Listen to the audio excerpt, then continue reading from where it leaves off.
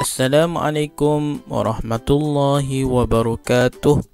Apa khabar semua murid-murid? Harap semua dalam keadaan baik dan sihat walafiat, insya-Allah.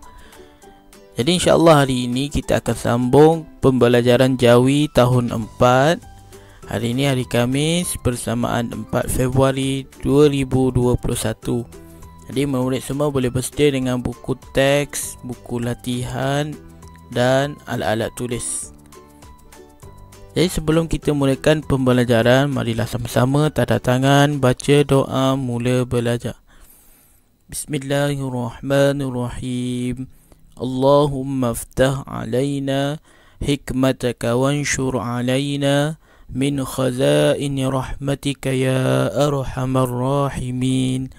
Rabbi shrah li sadri wa yassir li amri wahlul 'uqdatam min lisani yafqahu qawli. Amin ya rabbal alamin.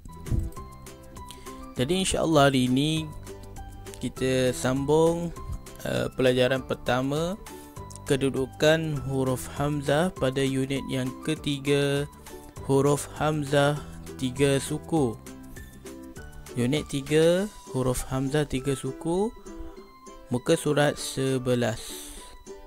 Okey, objektif pembelajaran kita hari ini, di akhir pembelajaran murid dapat mengeja, membaca dan menulis kata yang menggunakan huruf hamzah 3 suku. Keadaan huruf hamzah 3 suku begini.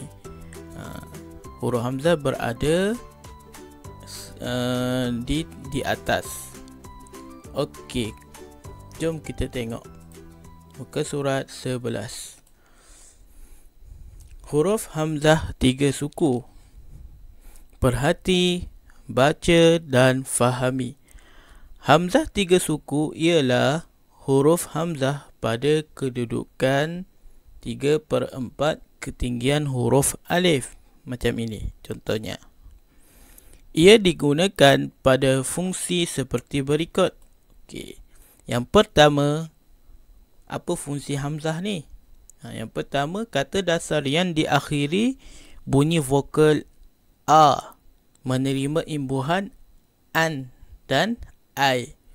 Contoh imbuhan an, celaan. Vokal yang berakhir dengan a, celah, la. Lepas tu dia menerima imbuhan an. Jadi perlu letak hamzah. Bacaan, kebendaan, kesukaan. Okey, ini imbuhan an. Kemudian kata dasar yang diakhiri bunyi vokal a menerima imbuhan i.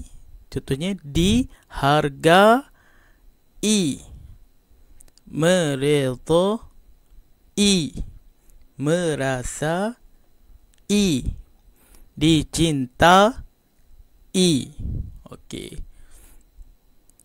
Kemudian nombor 2, kata dasar yang di akhir bunyi vokal u menerima imbuhan i. Contohnya didahului, dibaharui,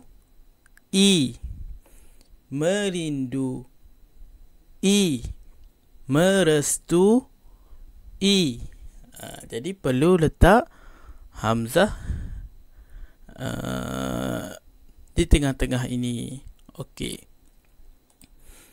Kemudian nombor 3, fungsi hamzah ni apa?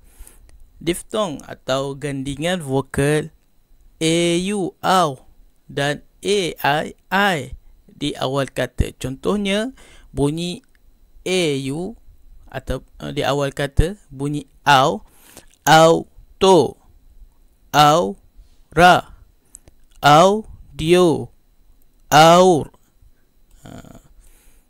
Ini bunyi au. Kemudian bunyi ice cream, ice, Icing, air. Okey.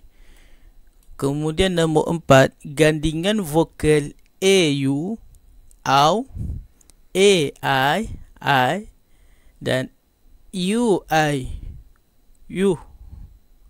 Contoh AU, gandingan vokal AU, baung, laung, daun. Kemudian gandingan vokal AI, baik, saing, lain.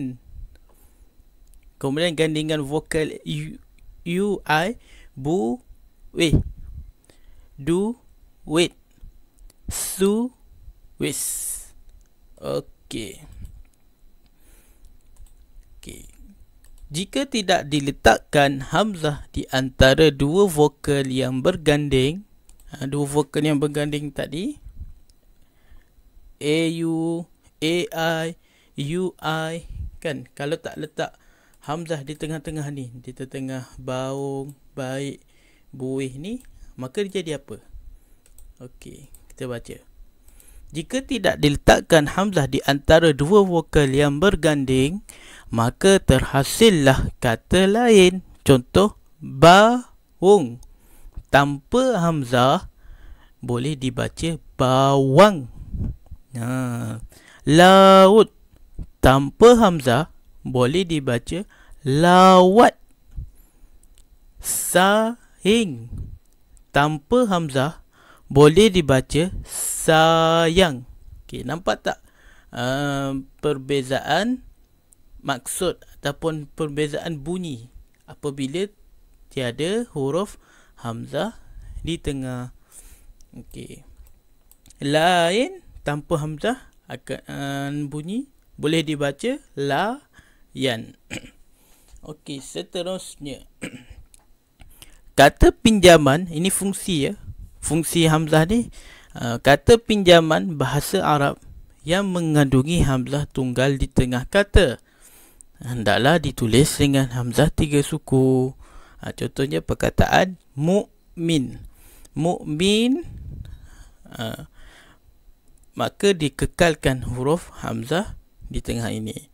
Perkataan pinjaman dari bahasa Arab.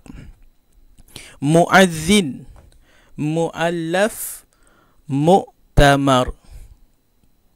Okey, seterusnya fungsi hamzah ni nama khas.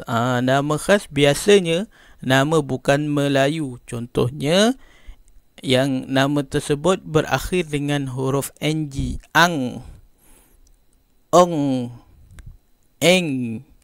Jadi digunakan huruf hamzah 3 suku ini.